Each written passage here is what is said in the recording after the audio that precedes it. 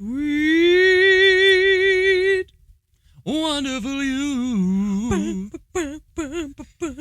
You make me happy with the things you do. Wow. Yo, welcome back to Ships and Gigs, the podcast where a married couple singing for their supper talks about all things ships and or gigs related. My name is Ben. And I'm Olivia. And first things first, we got to talk about Mellow Yellow, the forgotten soda. Care to comment? They call it Mellow Yellow. Yeah, I think that's the origin of the brand. Or it's got to be. For real? You're not making this up? No, Mellow Yellow is a soda. Mellow Yellow? Yeah. Is it banana? Oh, I hope not. Mellow Yellow. I think it's like a lime. It's like a Sprite competitor. Really? Yeah.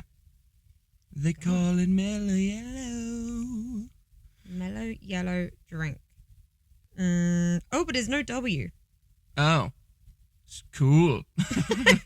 No, it's a competitor to Mountain Dew. Ah. Mountain Dew. Mountain Dew. Mountain Dew, I think, is like exponentially more popular. It's known for its association with fast-paced activities like NASCAR, with its advertising often featuring racing and a "This is my world" slogan. So having nothing to do with being mellow. So only adrenaline-based activities use Mellow Yellow. Correct. That makes sense. There you go. Well, That'd be like a coffee shop sponsoring a yoga team. Not a great analogy. the yoga team. We are gonna. I'm gonna compete this year in the yoga Olympics. We meditate better than anybody. Well, speaking of sodas, I'm gonna go on with my one right here. Yeah, let's do it. Yeah. I've got a Diet Coke this week, And I've got an identical can with a sweet World Cup logo on it. That's a little bit of a sore subject at the moment, but it's all right. Here we Shall go. we crack them open? let's Let's get rolling. Hold on one it's second. cold. Okay. Screaming cold. 3, 2, 1.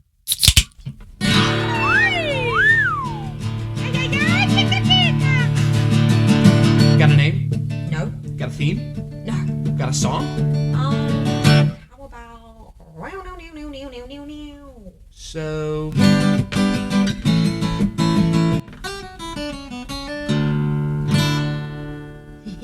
Okie doke, folks. We have a lot on the docket today. We've got a Radiolab episode that I'm eager to talk about. We've got a disruptive heckler child who's been in the audience this past cruise. The World Cup's been on. We got questions from folks. Where to begin?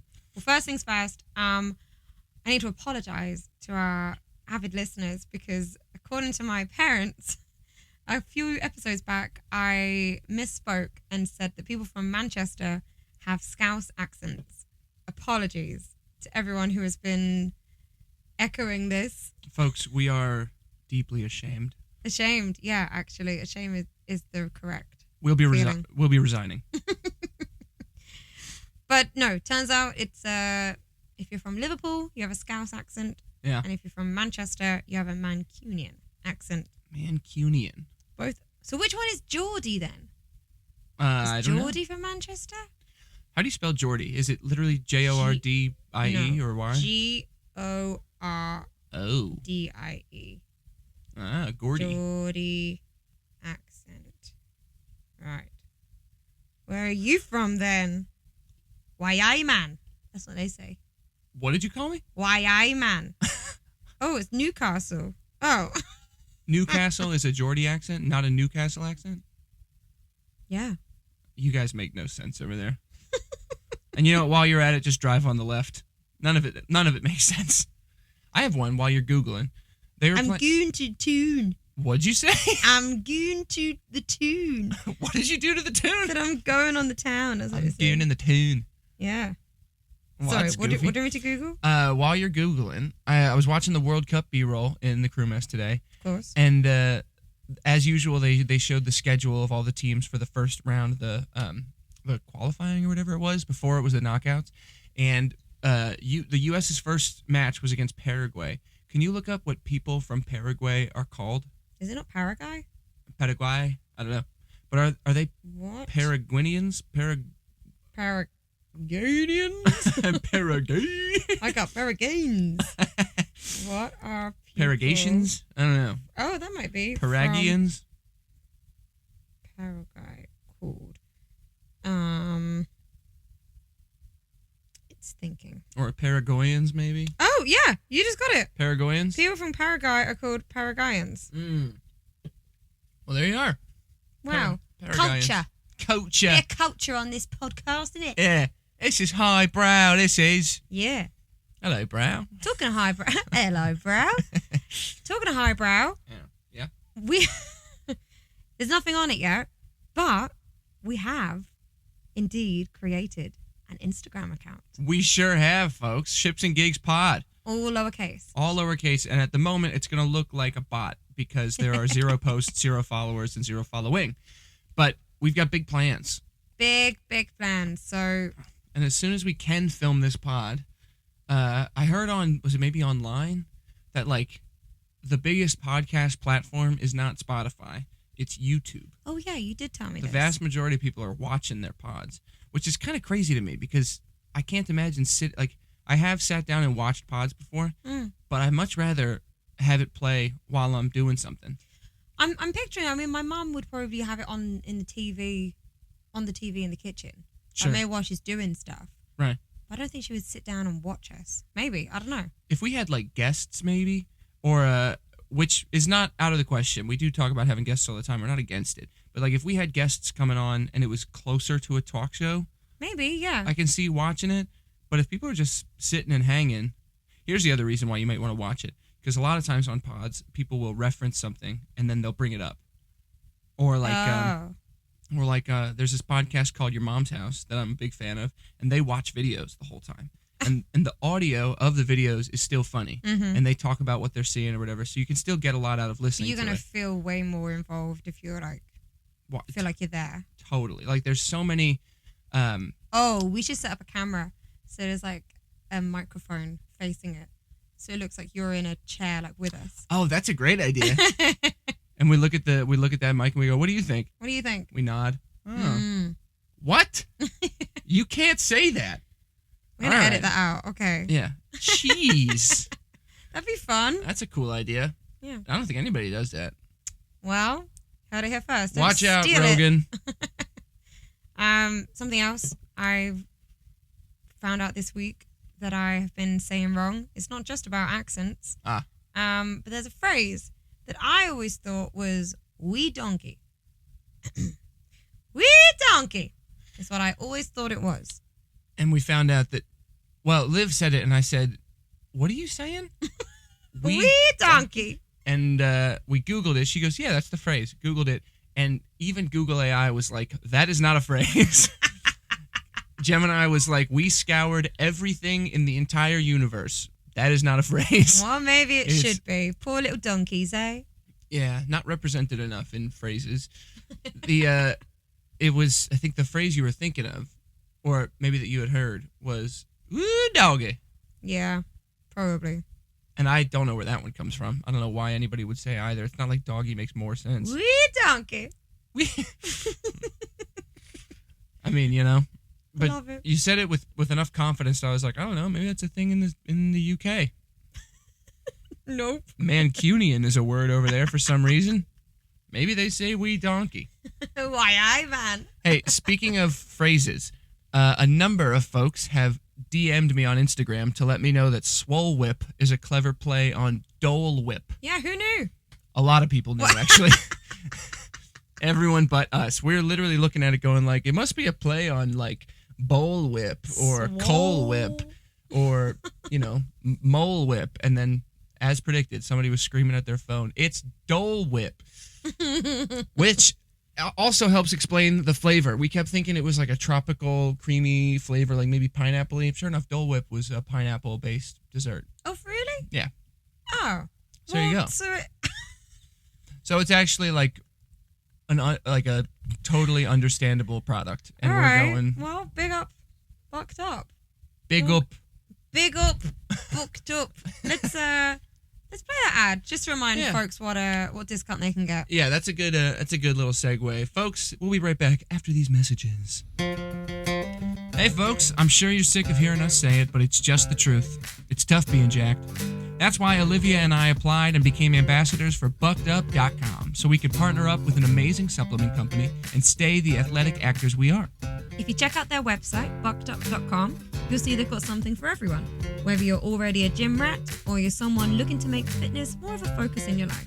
I personally love their BAMF pre-workout and their all-bulk no-bloat powder for muscle building and recovery. And I'm a big fan of their Babe line.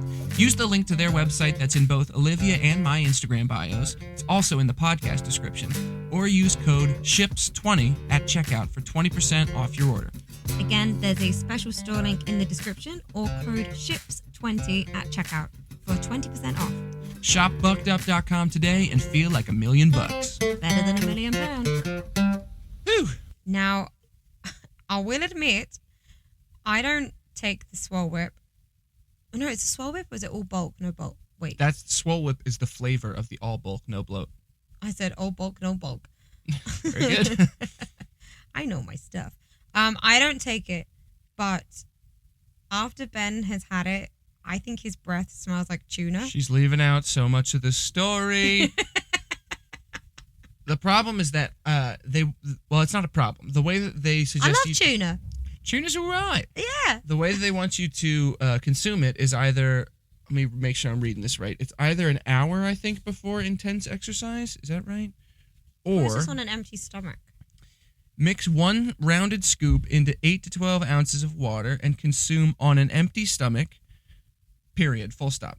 For optimal results, consume prior to bedtime or 60 minutes before intense training. You saying 60 or 16? 6D. Oh. 16 minutes. So I've been taking it before bedtime, as per the instructions. But in order to get ready for bed, I'm also brushing my teeth, and the mixture of like the minty freshness and the pineapple flavoring, Liv has told me my breath smells like, you guessed it, the classic combination of pineapple and mint, tuna fish. I can't explain it. It just smells like tuna. Well, that's an explanation, but don't mean it make no sense.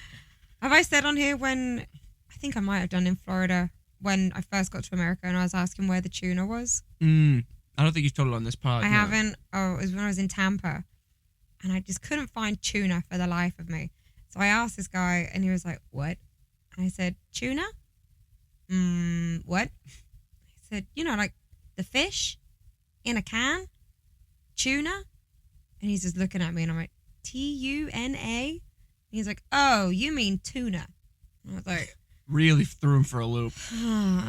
like, sure. Okay, fine. Tuna. Yeah. He goes, what on earth could you be saying? Yeah. Tuna. Oh, tuna. Yeah. Well, he's dead. So.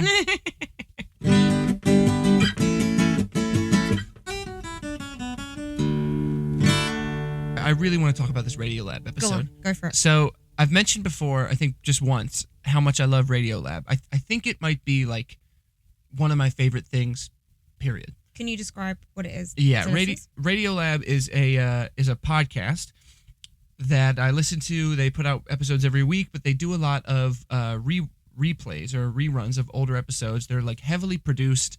They're kind of like documentary style. Like there's a lot of interviews, and it's all. It almost sounds like an audiobook to me. Yeah, like they've got the background music going for some bits. Yeah, it's like scored.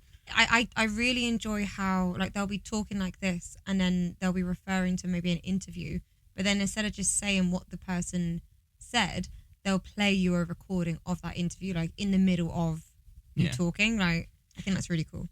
Right. It's really spliced together well. And I think a crucial difference between it and a documentary is that if they did this in a documentary, it would probably look a little frantic. Yeah.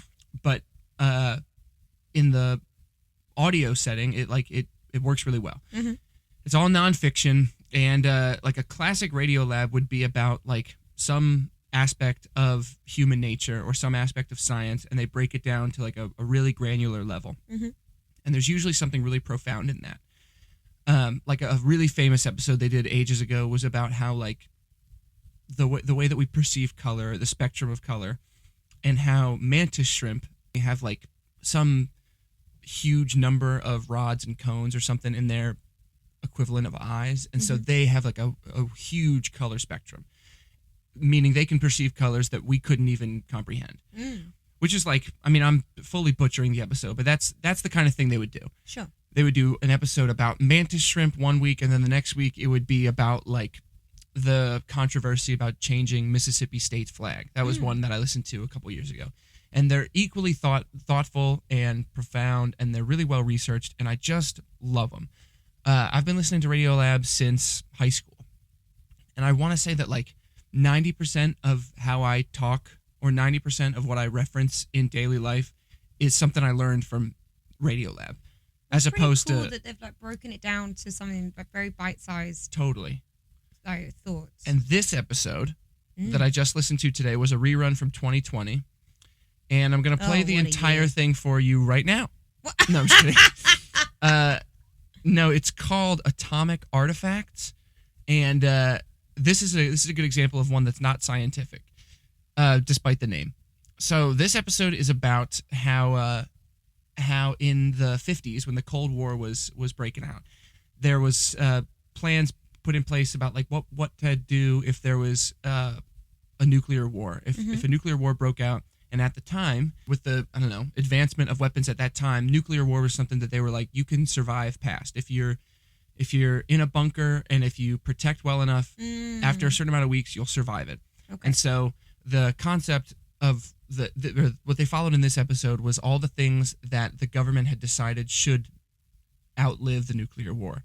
They had put together these artifacts, like this protected items that should outlive the nuclear war and can help us like rebuild.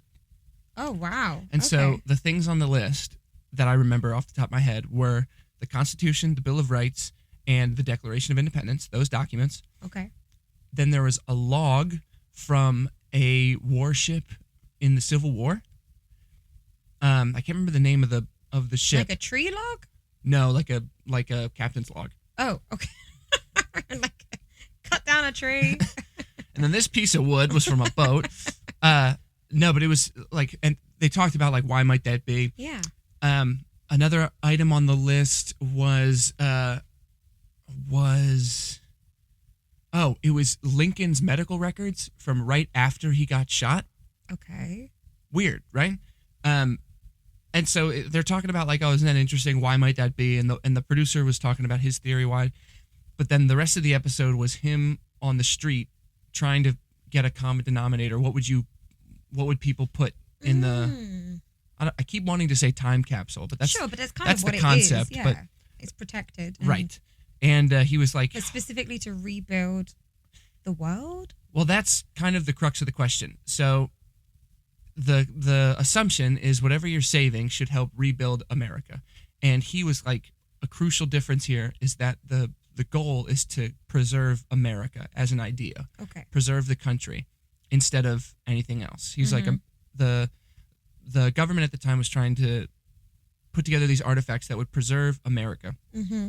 That's what it stands for. Right. Okay. Instead of letting the concept of the country die.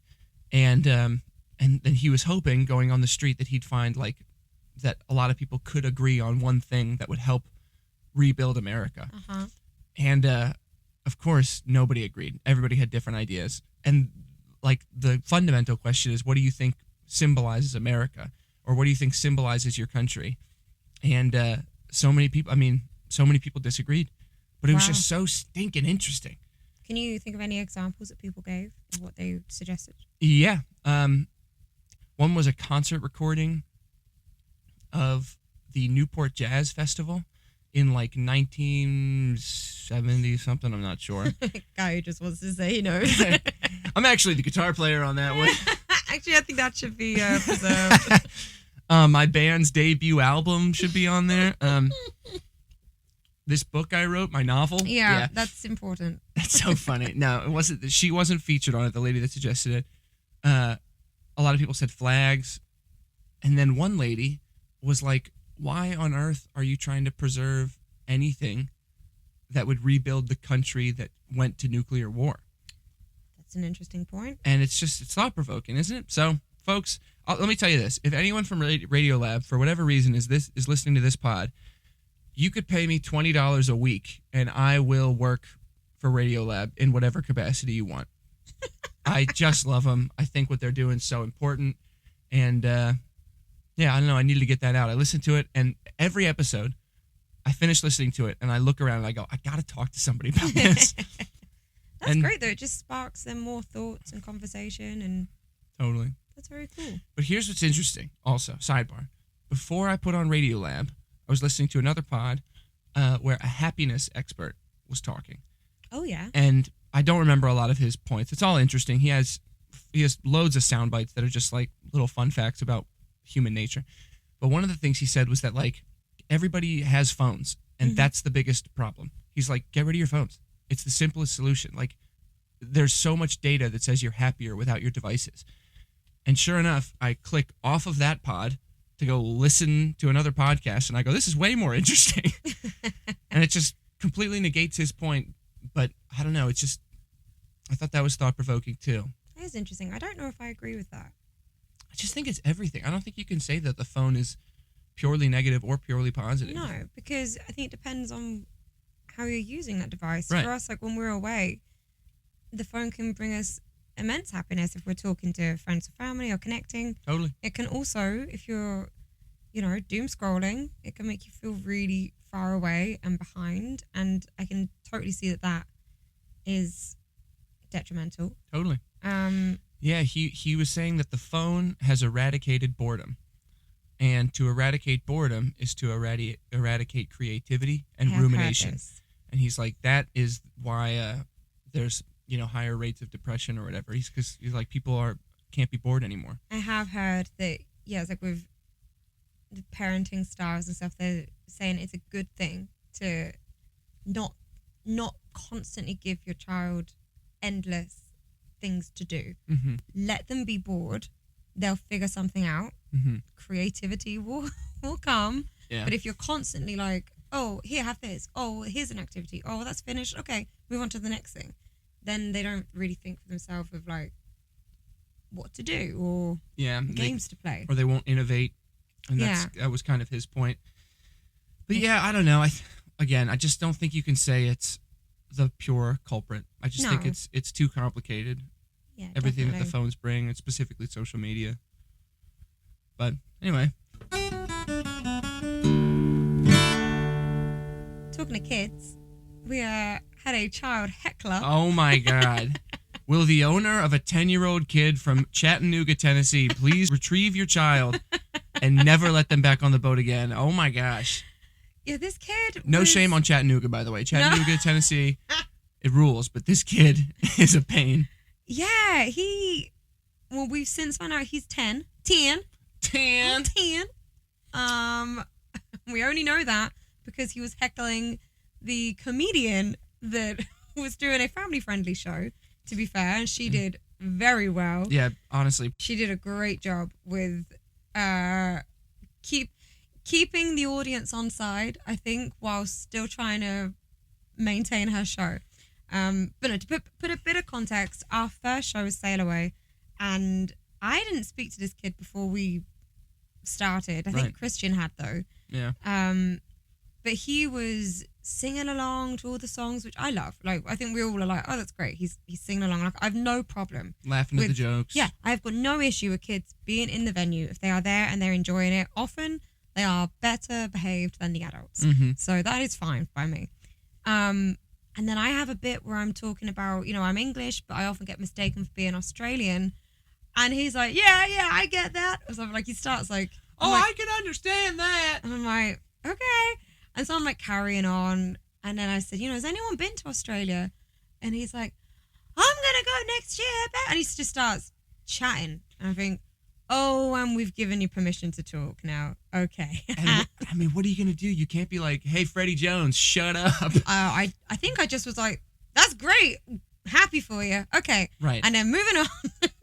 And like, it's fine. I really don't mind. Like, I sang something there. I was just kind of hanging around that side of the room, and he starts going to me, I sing in show choir and I do this, and he's trying. I was like, I'm thrilled for you. That's great. That's cool, man. Good for you. Where are your parents? Because they were surely not next to him. Yeah. I don't know if they were in the venue. I don't know where they were, actually. I think was it Tosh Someone, was telling us that they were like sitting a few rows back. They were like letting him go sit in the front, or maybe they came in at the end and knew when the show was going to be over. But I think he had yeah. spoken to Christian earlier because he was wearing like a suit, right? He was Yeah, he wearing was the dressed Michael up. Jackson suit. Yeah.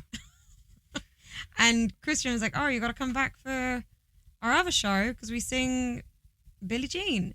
And he was like, "Oh yeah, I'll be there."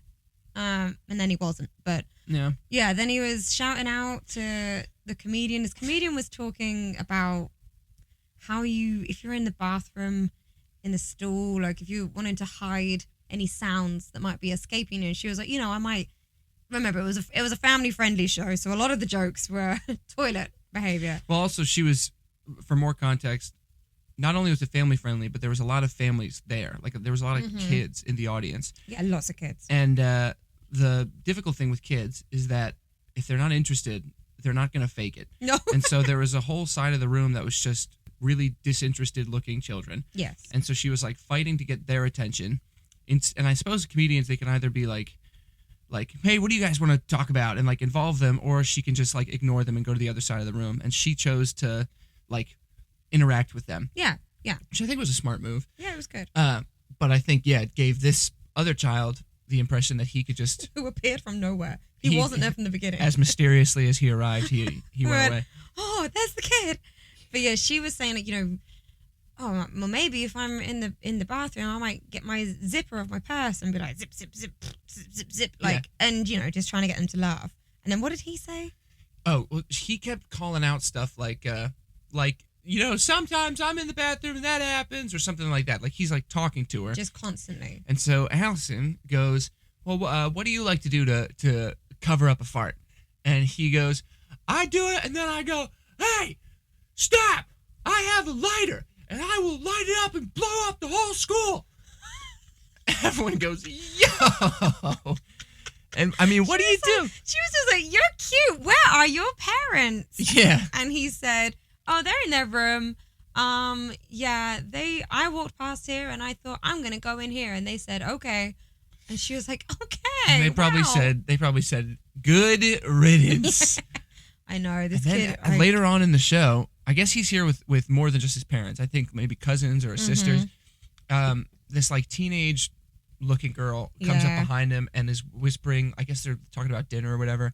This is while the set is going on. And in like a lull of the material, his sister is whispering to him, like, we're all going, whatever. And while Allison is talking, it goes, yeah, I'll be up in a minute. She's like, jeez, this is your show now. We can't, you can't ignore him. No, it's a real fine balance, isn't it? Of like, okay, I'm going to interact with you because if I don't, then I seem like I'm being rude to everybody else. Yeah. But also, I don't want to give you so much attention that you think you can like come up here. Right, which I thought was coming up next. I thought he was going to... She goes, hey, how old are you? She goes, how old are you, kiddo? And he goes, 10. And then she goes, 10? Where are you from? And he goes, Chattanooga, but then we moved to Tennessee. And she goes, well, that's in Tennessee, isn't it? Didn't she say something about like Botox? And he was like, oh you mean Dolly Parton? Yeah. Like Dolly?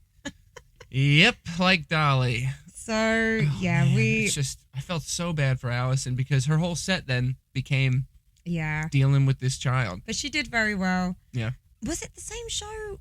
No, it was the rock show that kid then wasn't at. But then we had a group of very drunk adults in our show. And this woman on our last song, we all crowd around on our knees around our guitarist, and he's doing a guitar solo, and we're like, oh my gosh, he's amazing.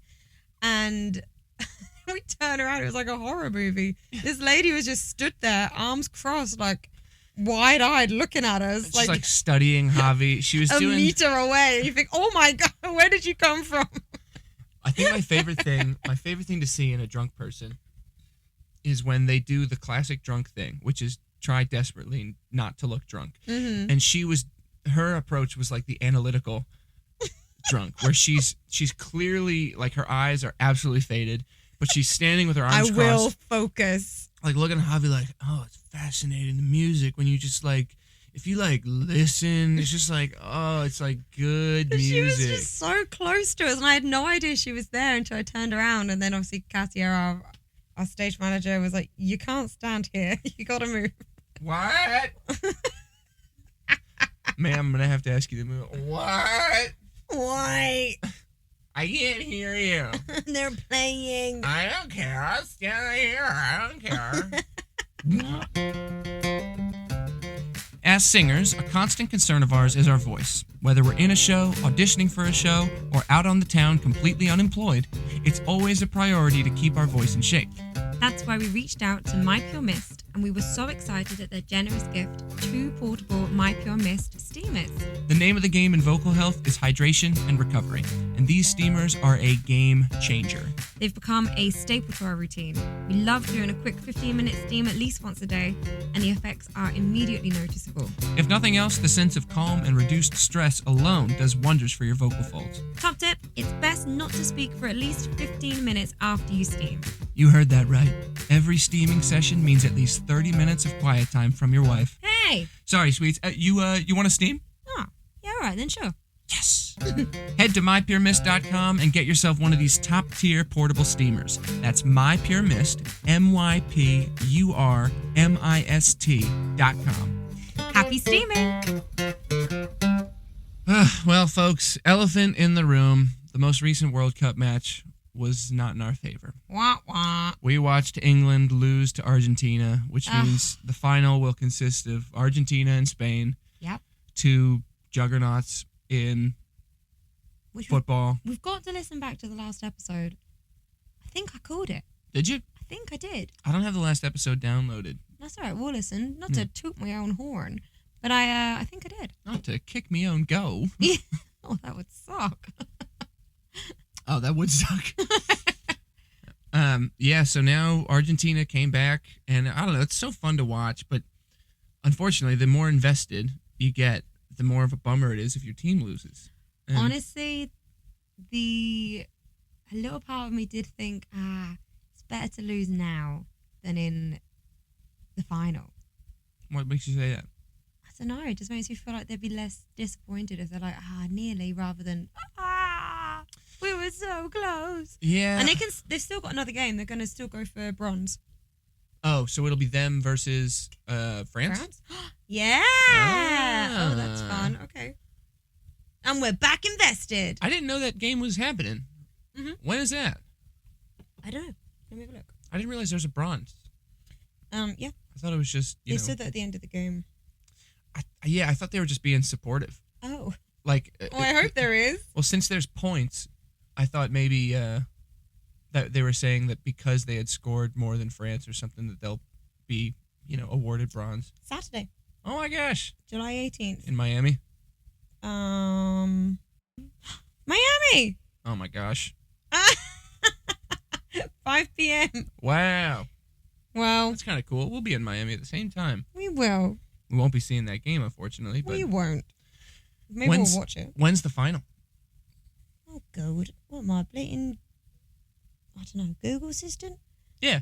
Oh. When is Would you like a slide the diet? FIFA World Cup final? Tell me. Oh, Sunday, the 19th. Cool. Time? Oh, good, Ben. What are you looking 3 at? 3 o'clock. All right. In New York, New Jersey. Yeah, 3 o'clock Eastern. Oh, who you got? Spain or Argentina? Argentina. You think? I'll take Spain then. All right. I said last episode whoever beats France is going to win it all. You did say that. And I was really hoping that would be England in the final. Or Norway. Oh, that would have been fun. Yeah, that would have been really cool. But no, it's going to be Spain, Argentina. Mm-hmm. What's new, Buenos Aires? So, I don't know. I think it'd be kind of lame to see Argentina win. They're like... Why? They're like the best, always. It'd be like watching the Patriots win, although the Patriots haven't really been that great in a long time. But it'd be like watching, I don't know. It's like, sorry. How are the Phils doing? Oh, I actually don't know. Let me look up.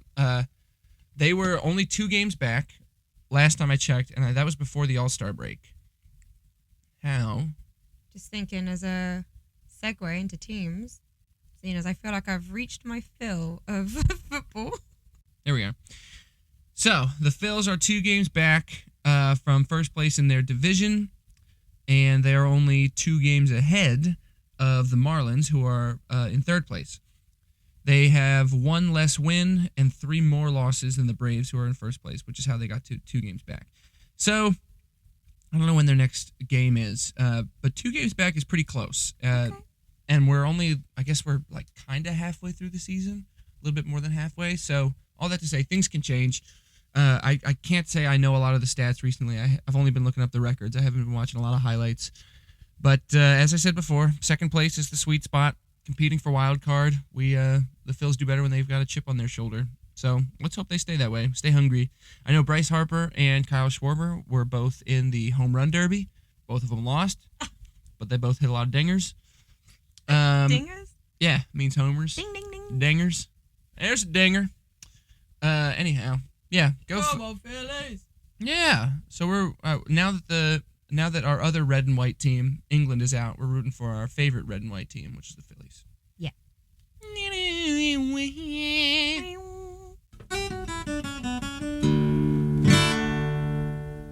Something else that's been going on this week is I had another self-tape to record. Oh, yeah? Well, 2 of them came in this week, which turns a normal week into an unbelievably stressful week. Sure. Thankfully, the material's not too crazy, but I did have to learn stuff for each one. Neither of them were like, yeah, just do a song in the style of the show. I had to actually learn material, which is a good thing. That means you're a little bit further along in the audition process, so it's ultimately good. But yeah, we've been fighting for time. We had in space. I always sound like Avengers. Fighting for time in space. That's us. Yeah, so we recorded a couple videos, and as always, man, they seem like great jobs. So cross your fingers, folks.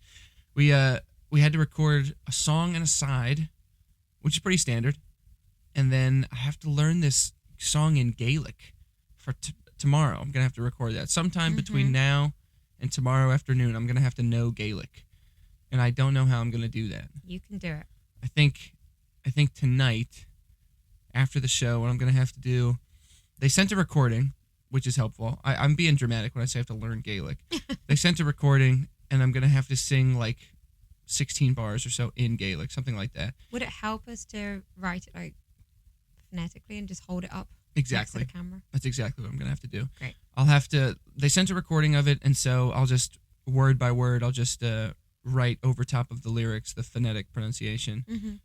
And yeah, I don't think I'm gonna be able to memorize this for the tape. I think that's fine. Which is a bummer. Like, it's not even like a personal standard thing. It's just like you do a better job if you have it memorized, I think. Yeah. At least I do. So not having it memorized is a bummer because I just don't want to. I'd be more comfortable if I didn't have to look at something. But now, last night though, you were considering re-recording some tapes that you'd already done. Are you any closer to a decision there? No, and in to the point of the guy, the happiness expert, who was like, we've eradicated boredom and rumination. I've been staying busy enough to not think about that. Sorry. No, it's maybe this will resonate with folks. Do you know the like gut feeling phenomenon that is just impossible to ignore? Sure. I think the difference for me is that I think I manufacture the gut feeling. Like, I think as soon as I know that I can re-record something, I think I create a gut feeling that I should. And it's really hard to ignore that. Yeah. But I was watching back the tapes that Olivia so graciously recorded with me, and we have takes of them that are not bad and that I'm mildly happy with. But because of this gut feeling, I really want to finish every tape going, that was it. Felt in the pocket, great. And if I feel that way, then I don't even watch them. I just go, I want to stay with this feeling that I felt like I crushed it. And there's no science to that, folks. Like, there's no audition data that says if you feel like you crushed it, then you did, or you're more likely to book the gig. It's just like a mental checklist thing. And at the moment, I'm struggling because I think technically the tapes are fine. But like you said wisely yesterday, if I didn't get it, I'd be kicking myself thinking, yeah, wouldn't you rather have recorded another one? It's such a mental game, and I think before we make that decision, I think you should get these other tapes done. Yeah. And I think you should let me watch them as well. Let you. That is so helpful. In the past, when I've been like, Liv, can you pick? Then I won't question it. I'll be like, great, done. Because often it's not even that one is necessarily better than another. It might just be that there's a little je ne sais quoi about one of them, and you just go, yeah, I like that. And I mean, actually, our friend Christian was describing his process the other day because he was doing a tape and you helped him out with reading for that, and he was saying how agonizing he finds it because, you know, he's imagining that someone's going to watch it over and over and over and over and over and like dissect every word that he's saying. And I said to him, I think actually, unfortunately, it's the opposite. I don't know this. I've never been the other side of a casting thing, but it seems to make sense that at least the first round, it's going to be a very quick snap judgment. True. They may listen to the whole thing. They may not. If they hear within the first couple of bars, oh, yeah, that's it. He's got it. Yeah, we'll call him in for round 2. Or they might go, yeah, great, but he can't be there for the in-persons. Then next time.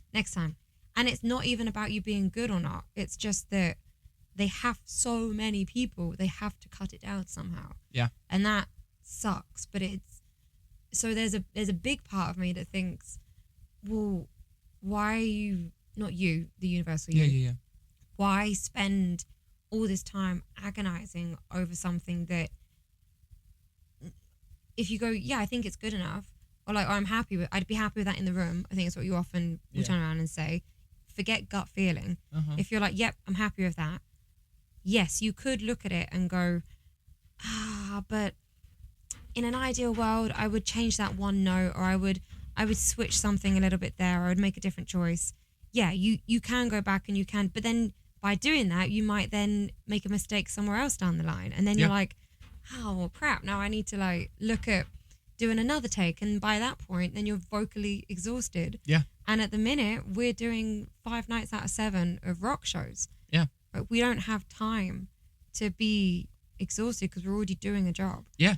So it's really, but I also absolutely understand the mindset of, but if you can do it again, why wouldn't you? And I think that's where I am with this one for you. Not because I think you have to do it again, but because it's not due tomorrow. Right. We have the time. Because we do actually have a bit of time. Why not?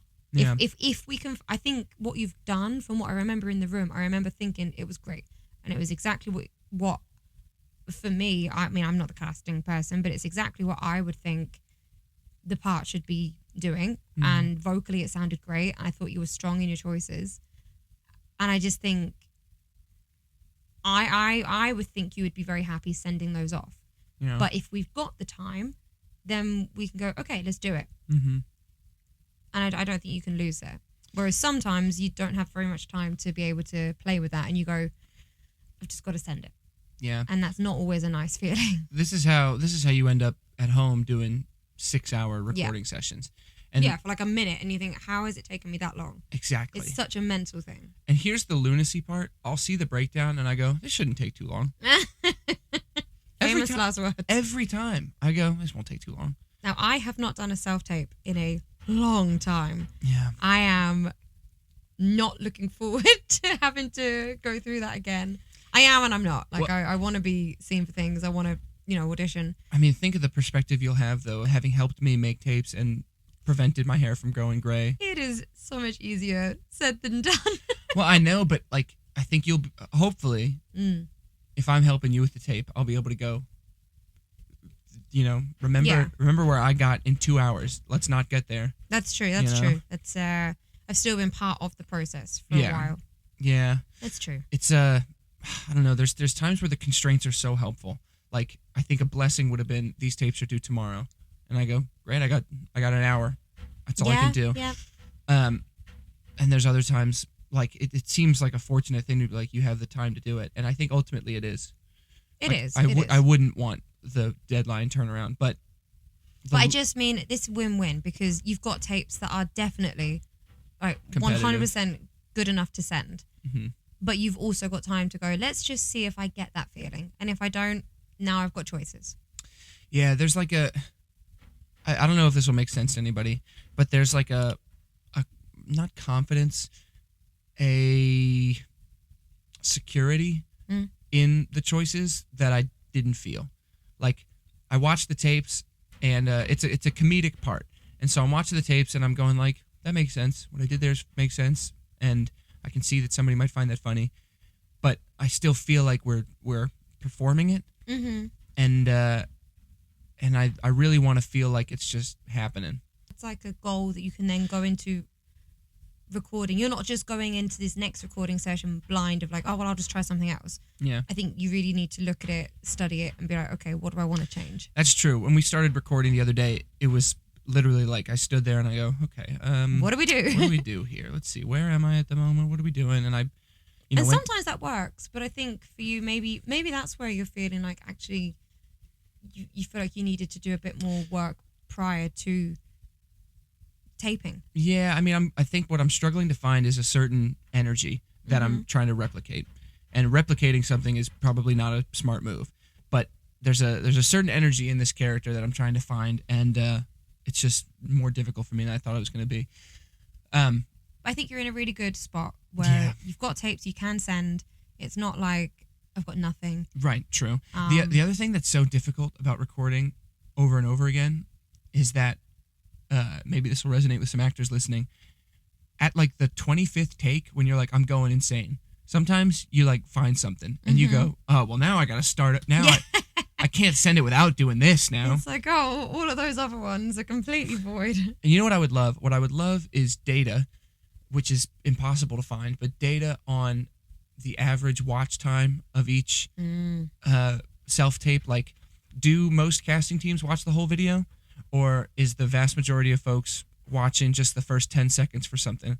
Because there's times when you're like, man, I really like how I started this, but I hate how I ended it. And maybe that's irrelevant. Yeah, maybe they're not even going to listen to the end. Or there's times when you're like, man, the intro's not really strong, but the final note, I crushed it. And maybe they turned it off because you didn't have a good intro. Yeah. Or maybe they stuck around to the end and you won them back over. Like, I would love data on that. And unfortunately, the answer to all of these questions are, it depends. Yeah, that's true. We've got a question from dear friend of the show, Mr. Darryl. Mr. Darryl. Who said, Les Mis is my favorite... oh my God, I'm drunk. Les Mis is my all-time favorite Broadway play. Thank you for the Jean Valjean shout-out in the last pod. LOL. This week's question. To borrow a phrase from Ben, give us a little inside baseball on the rules you have to follow in your Sid shows, specifically to the Rumors and Eagles shows. I think your audience would find it interesting how you have to follow precise rules regarding the wardrobe you must wear and how your hair has to be worn for each specific show. Also, I hear a lot of people in line for Sid shows question why the Poorhouse shows aren't held in a bigger venue. Classic. I think they don't understand the reason why the Sid's Poorhouses aren't designed bigger and what the Sid designers were going for with smaller venues. Gosh, this is great. And then he question. buttoned it with, see you in 6 weeks. Darryl, we can't wait to see you.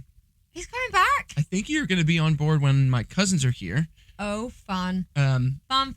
Which is wild to think that's only in 6 weeks. We got a lot of ducks to get in a row before the end of this contract, folks. We have. Okay, let's start with rules we have to follow in Rumors and Eagles shows. Well, we're no longer allowed to be nude. No, and they cut that. After they cut that out. after a terrible disaster last contract. Yeah. No. Everything we wear is very specific. So right down to if you've got any bracelets on, you had to get permission to be able to wear your ring for the shows. In the Poorhouse. Yeah. And then, I also had to be told I wasn't allowed to wear the ring for the other shows. Yes. Yeah, that's true. Hair-wise, we were given the most amount of direction I've been given so far was for the 90s. Our costume designer, Jackie, she was very specific in how she wanted myself and Tosh to do our hair. For the rest of the shows at the Poorhouse, we can kind of do what we want. I kind of rotate between a couple of hairstyles that I found work for me. Mm-hmm. But there isn't anything specific for the Poorhouse. We're given makeup plots and stuff to use, and again, we can kind of be a bit creative with that. And then on the main stage, they were more specific on that they wanted it to be I guess not. It's not 70s, but It's also not modern. no. I mean, just curled. They just want it to look kind of voluminous, if you can. Now, for a long time, we have been trying to persuade them to give us wigs for the main stage shows because that would make our lives so much easier. Speaking for myself and Tosh, but currently that is not underway. So we are still curling our hair. But yeah, makeup is very specific. And for the boys, I feel like Pretty much free reign. I mean, but you were asked to grow your hair. yeah, for this contract, our director asked me to keep my hair long, and I think he thought my hair was a lot longer when he asked me that.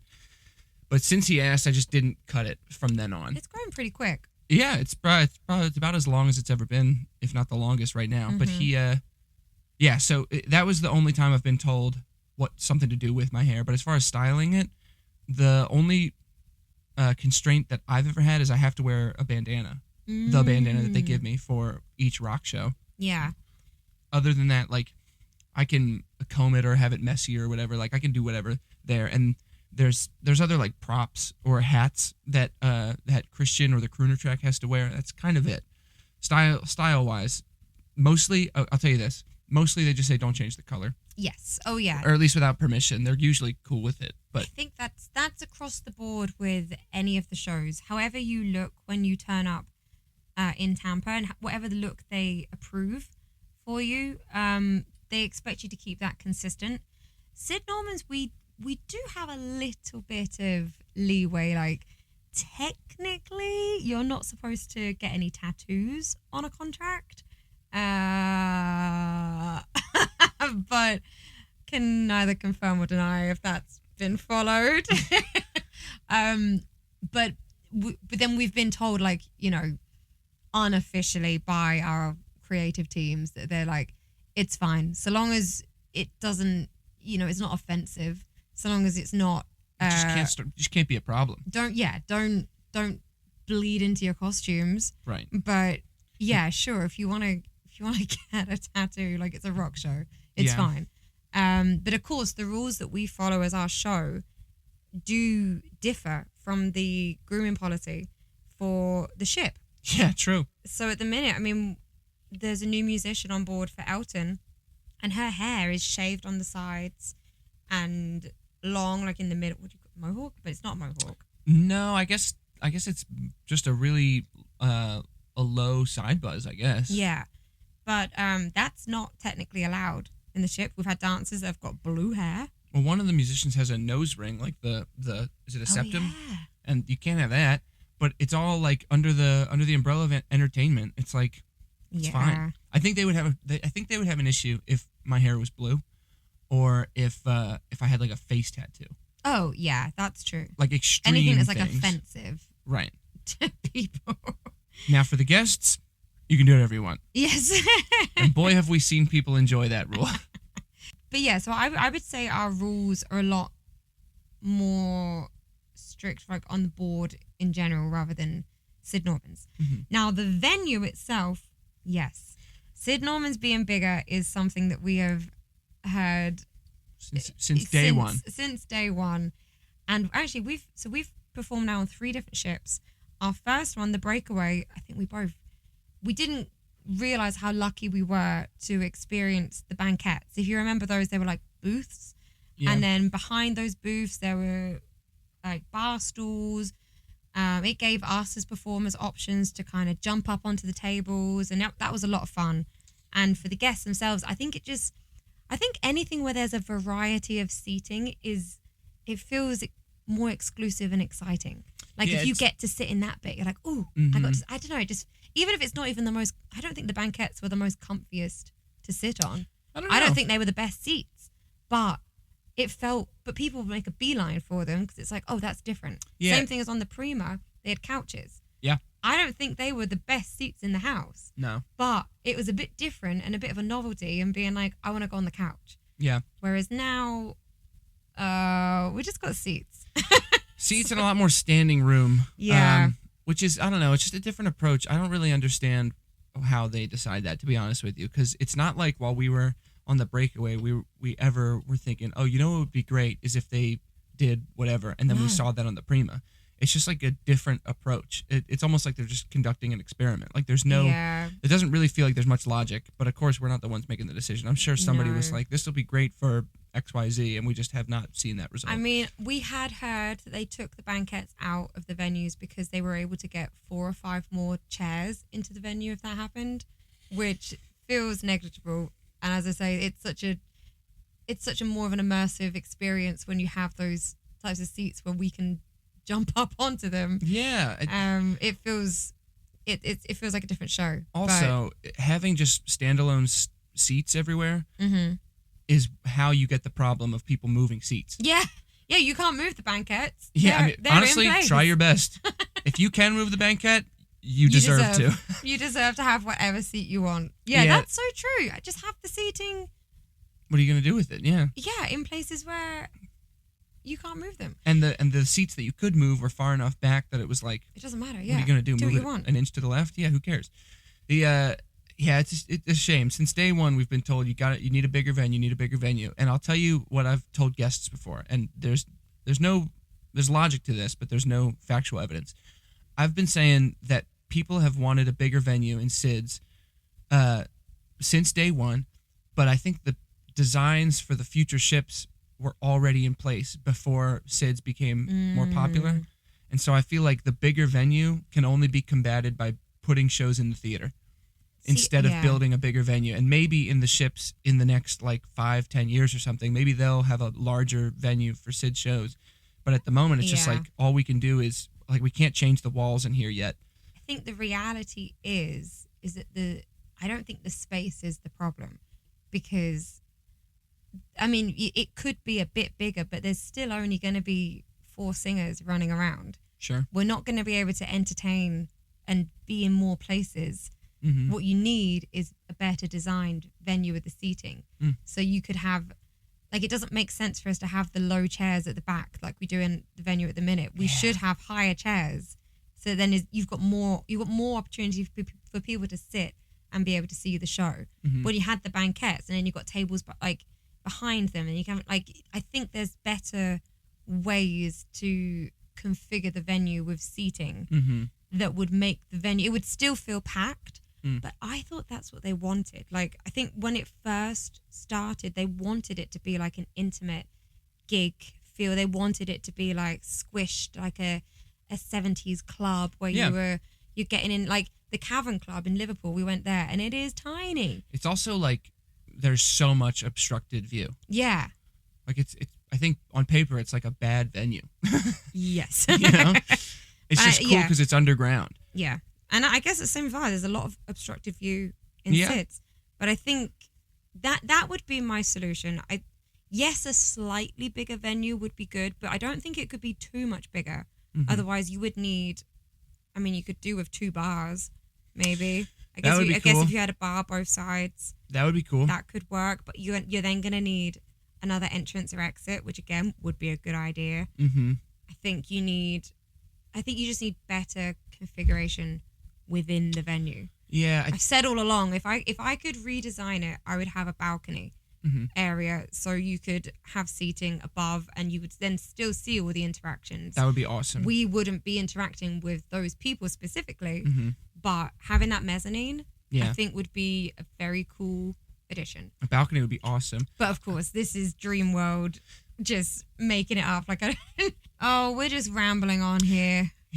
So all this to say, they know that you want a bigger venue, not just Daryl. They know that everybody in SIDS wants a bigger venue. The problem, the fundamental problem, is that the people that can get a seat love how small the venue it is. Yeah.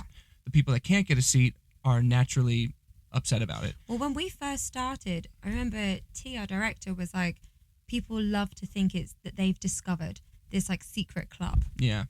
And it was kind of being sold to us like that. People love that it's this secret place that no one else knows about. And that's why they don't advertise you. That's why they don't do this. That's why they don't do that. And I was like, well, I don't know if that makes sense. But we're not a secret though, right? We're just a smaller place. Yeah. Yeah, and the line, I get so, not embarrassed, but I just feel bad that people have to wait a I feel million hours awful. in line. I mean, you're on vacation and you're giving up your dinner and you're giving up other activities to wait in line to see this band. I feel like that's something the ship should somehow address. Well, I think I kind of thought before maybe it could have been a thing where you reserve a space. You can't reserve a seat in Sid Norman's, but if there was, I don't know how many the venue capacity is. It's like loosely 100. Okay, like let's say so the first 100 people who, it's free, but you have to on your TVs or your app or whatever, you have a space in it.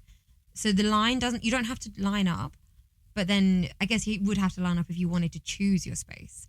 But then I think then once it got to like 1:45, 15 minutes before the show, then all reservations are like void. And then anyone can come in. That makes sense. Like it would feel like a ticketed event. So cool. if you wanted a specific seat, you would still have to get there at some point. But I don't know. I feel like that could be a way of channeling. Yeah, that would make a lot of sense. I think also that would give us a metric of how many people were coming to the shows. True. There's a million ideas, but the long and short of it is they know that the venue ought to be bigger to accommodate more people because it is popular. That's true. There you go. Anyway, we are going to actually go and head off to watch the new cast is doing a dress run of Lunatique. Yes. One of their shows. So we're very excited. Circus. A pop circus. Oh, circus. All right. And we're going to see if we can get to Starbucks before then. Oh my goodness. Wait, I got to go find a joke. Wait, I can't find one. Hurry! I'm trying. Oh, okay. This one's pretty apt for what we've been talking about. Great. Are you ready? Mm-hmm. How did Scrooge win the football game? How did Scrooge win the football game? The ghost of Christmas past. Well, you did it. Somehow you made it through an entire episode of... If you like this episode, please subscribe and share with everybody that you know. If you didn't like it, lie and still do those same things. If you've got any questions for us, please reach out on social media. We'd love to hear from you. Congrats on making it through this whole shit.